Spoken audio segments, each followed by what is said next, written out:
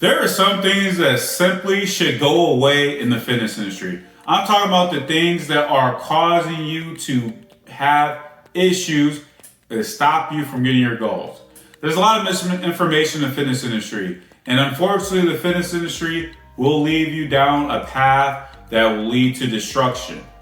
I'm here to make sure that I'm going to go over the three most popular myths that we need to get rid of in the fitness industry that is stopping you from understanding what you truly need to do. I'm Lee Agbohlah with LP Performance. In this video, I will discuss the three biggest fitness myths that need to die. And I'm being serious. We really need to get rid of these. I've heard this in my 11 years of coaching, and it seems to be not going anywhere.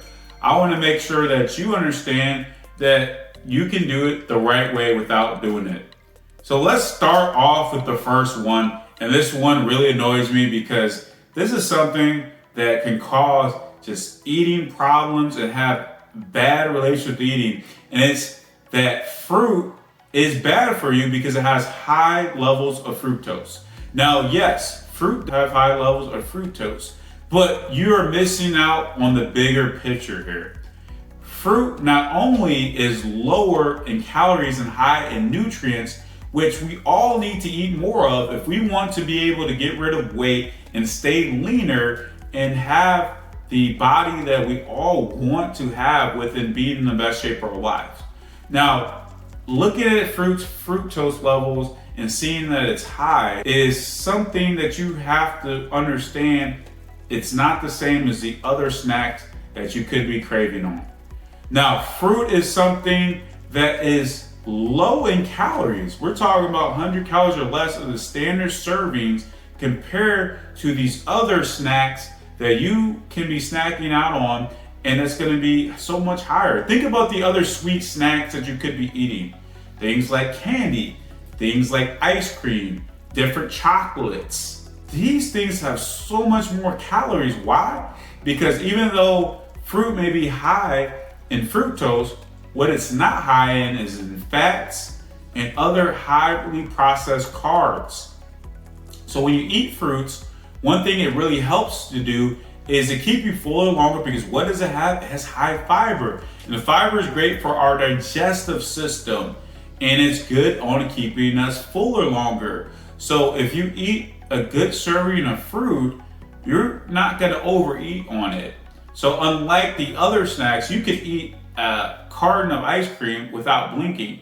You could eat 10 cookies, half a dozen donuts, and you would still be able to eat more, and you would load up on your calories. Unlike fruit, where the standard servings, you're gonna feel good, you're gonna feel satisfied, it's gonna help your sugar cravings. And trust me, I've worked with a lot of clients that have a sweet tooth, and one thing that I helped them out to lose so much weight is switching to eating more fruit, and they were able to satisfy those cravings, and they were able to burn more calories because they were in a calorie deficit. And remember, you have to be in a calorie deficit to be able to lose weight. So fruit is not bad for you. Don't get caught up on the nonsense that you hear. Eating more fruit is gonna help you lose more weight. And secondly, the myth that needs to die is that cardio is better for you for weight loss than strength training. Now, the thing with cardio, which I want you to understand, the point is true. If we're talking about just a training session, if you do cardio versus strength training, you will burn more calories. But that's not the thing that you're missing. You're missing that muscle, which is a byproduct of strength training, that you will be able to burn more fat with absolutely doing nothing. Remember, you can only work out 30 minutes, an hour a day. That leaves you 23 other hours. So would it be great to burn more calories when you're doing absolutely nothing? Well, yes, right? If you can burn more calories at rest, which is the better option? That's where strength training plays a part, because you can burn more body fat at rest. This is why athletes are able to stay leaner and they consume a lot of calories, because they have to be able to do that, because muscle is going to burn so many calories.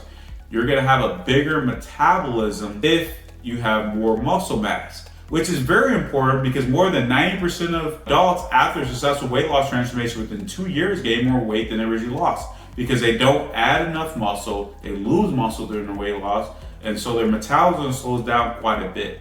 Having more muscle is going to be able to protect your metabolism and boost it so you can have a metabolism that works for you, that is going to just turn you into a muscle machine. That's what I help my clients be able to do, is because I know how important that is. And you can only do that through strength training. Cardio is not going to build muscle.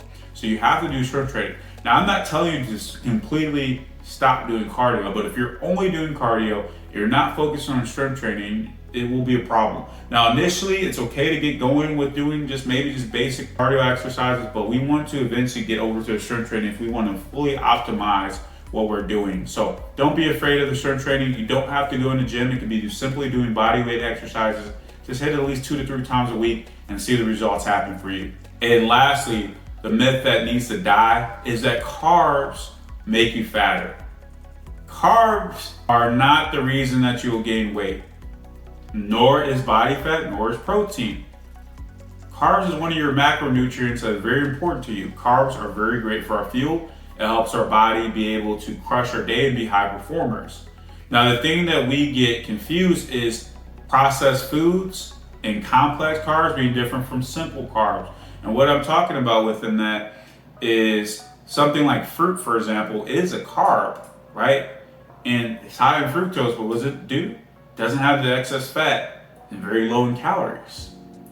Now we think of our non-processed, even though it may be a complex carb, but is lower in calories, are things like rice, bread, and even compared to other processed carbs, are lower in calories.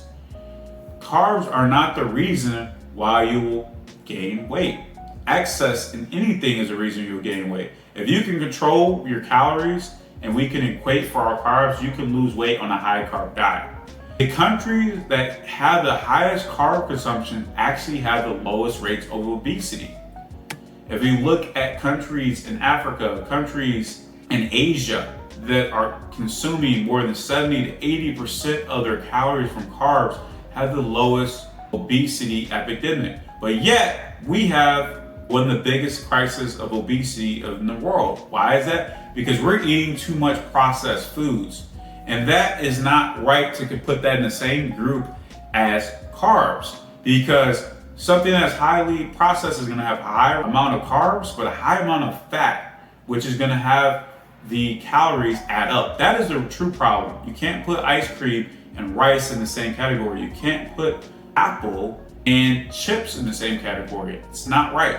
If you eat more of the carbs that are lower in calories, higher in nutrients, and not processed, then you're going to be able to lose weight and you're going to be able to do it the right way. And there's so many great carbs that are going to help you out within giving you the other nutrients that help us in our body, and have a good fiber to help us out with our digestive system and give us the energy we need, so we have enough energy within our workouts, within our days, within what we do to be a high performer. We need carbs. It's a great energy source for our body. It's efficient to give ourselves the fuel. So get away the nonsense of thinking carbs are bad, even though these low carb diets have gotten popular within being able to lose a bunch of weight. You can lose a bunch of weight doing anything as long as you keep your calories in check. And carbs are a great source to help us to be able to have enough energy and to be able to have enough of our nutrients that we need. They are essential for us. Do not go on a low carb diet unless you truly don't like the carbs that you're having in your body. Rethink everything that you may be thinking within what you've heard from me today. So fruits are not bad for you because of high fructose. They're great sources within our vitamins, our minerals, giving us the things we need to keep our calories in check. It's very great for us. Cardio isn't better for you than strength training. Now, cardio is great for exercise, but remember, strength training will actually help us be able to burn more fat over the long term. And as we just talked about, carbs are not bad for you. They're great sources for yourself to help yourself. So eat your carbs within freedom and don't feel bad by eating them. So how often have you heard some of these things that I talked about in this video? Has this been something that you've thought in the past that stopped you from being able to enjoy it? What are you doing now to put this within your diet to be able to have the freedom that you need to? And as always, be sure to like and subscribe and watch the next video.